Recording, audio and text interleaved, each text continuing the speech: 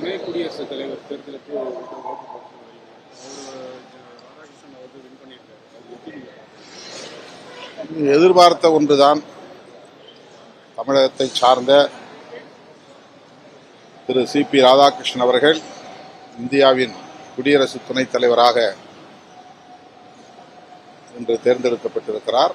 அவர் வேட்பாளராக அறிவிக்கப்பட்ட போதே அவர்தான் வெற்றி பெறுவார் என்பது தெரியும்.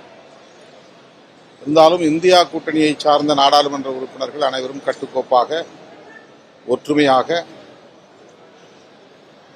திரு சுதர்ஷன் ரெட்டி நீதியரசர் அவர்களுக்கு வாக்களித்திருக்கிறோம்.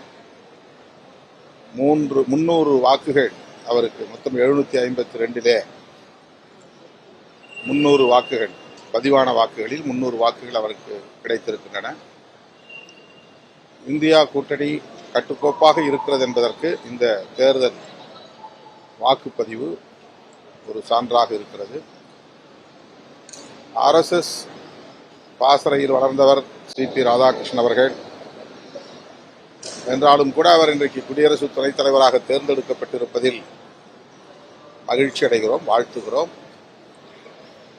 அவர் புரட்சியாளர் அம்பேத்கரின் மீது மதிப்புள்ளவர். அந்த வகையிலே அம்பேத்கர் அவர்களால் எழுதப்பெற்ற அரசியலமைப்பு சட்டத்தை பாதுகாப்பதற்கு,